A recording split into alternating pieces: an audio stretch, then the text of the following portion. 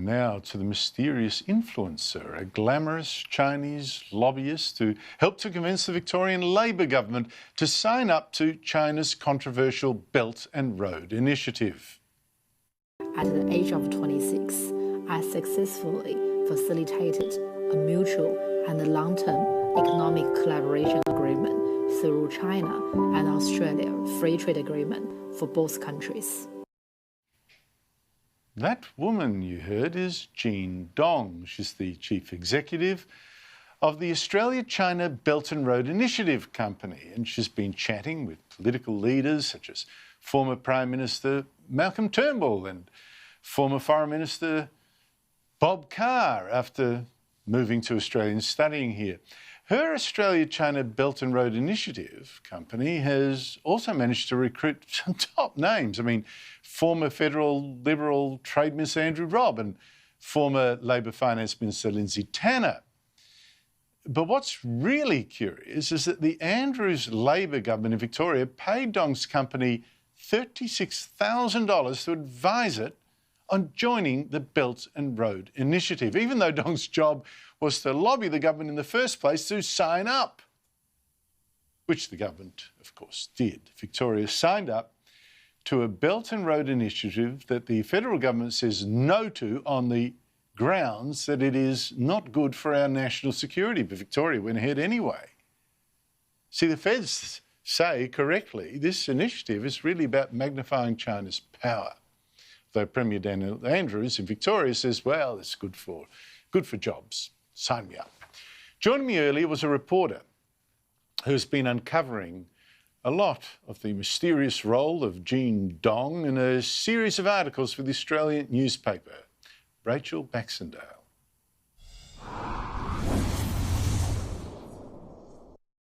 Ms Baxendale, thank you so much for joining me. Where did this Jean Dong come from? Well, she grew up in China. She's been in Australia for quite a while now. She went to the University of Adelaide, studied commerce there, and she's 33, so she's been in Australia since she was about 17 or 18, is my understanding. She graduated from the University of Adelaide and pretty much straight away got a job with the consultancy firm PricewaterhouseCoopers. She's kind of been on the up and up ever since and has been rubbing shoulders with some pretty powerful people ever since. Readers of The Australian will have seen yesterday we ran a story about a sort of self-promotional video she did about herself, beginning with her being, learning the piano and achieving the highest grades, according to her, from the age of 3. She said that at the age of 11, she was breaking old-style Chinese media rules and inspiring thousands of young people, whatever that means. It's not entirely clear. Her media career is a little bit cloudy, in fact. She's sort of said in various forums that she had a career with the China State TV. It's called CCTV. And also with a newspaper called Youth. We tried to find out whether by that she meant China Youth Daily, which is run by a branch of the Chinese Communist Party. And essentially her spokesman this week really played down her media career and sort of said, she had a bit to do with the high school newspaper when she was when she was at high school. But clearly she does have very strong connections to powerful people within the Chinese Communist Party. And some of those have been, some of those people are people who are involved in the media. And if people buy The Australian tomorrow, we've gone into a fair bit of depth about one radio producer who she's had a fair bit to do with, who's quite closely connected to Huang Zhengmo, the Chinese property developer who has pretty much been banished to our shores following an adverse ASIO review, but not before he had made hundreds of thousands of dollars worth of donations to both sides of politics. And of course, he was at the centre of some of those ICAC findings in New South Wales involving $100,000 bags of Aldi bags of cash and so on. Well, that is some tangled web there. Rachel, she seems bizarrely well connected for someone so young. But what is the strangest thing about this story? Look, it's hard to know where really what is. I mean, in some ways, it's that she's so young. She's only 33, and yet she seems to have all these connections.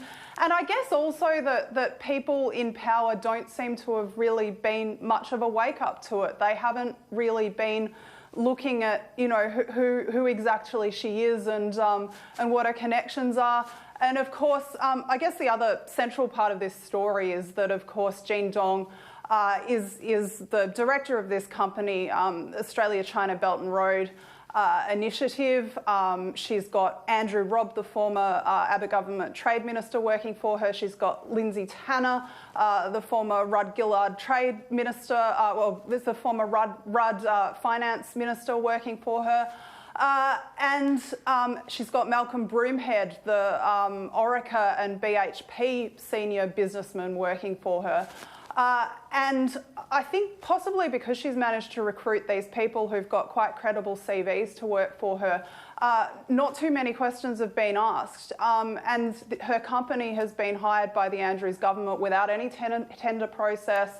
And in fact, the fact that they were hired wasn't disclosed as it legally needs to be in the Jobs Department annual report. Just the more questions we ask, the more strange answers we seem to be getting, really, with Jane Dong. But I don't get it.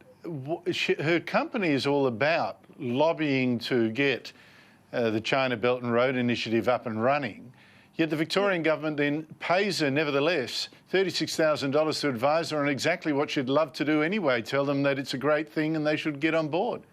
Precisely, and to advise them on how to. It really does seem quite strange.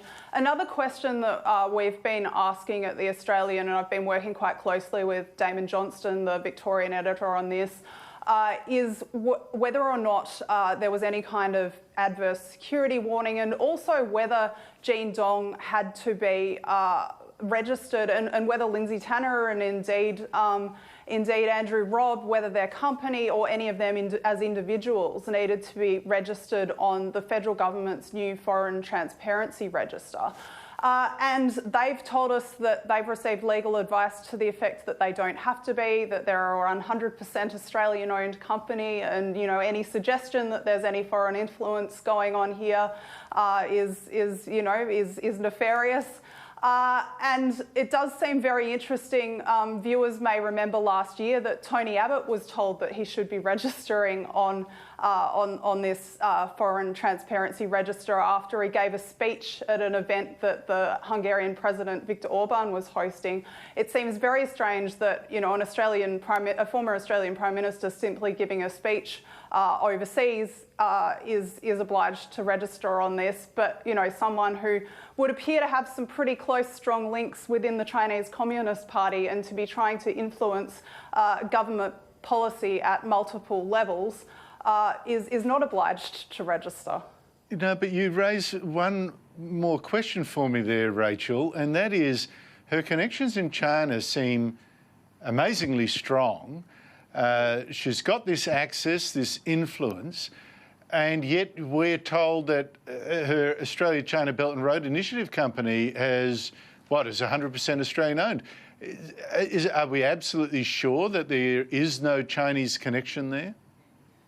Look, as far as we can tell, and we've done all the business searches, on paper, it appears there's not. But there's another crucial question with this is, Lindsay Tanner and Andrew Robb doing this, out of the goodness of their own hearts. They're apparently not being paid to be part of this, but I very much doubt that they're doing it for absolutely nothing. There'd have to be some kind of quid pro quo or reason why they'd want to be involved with it, I would have thought.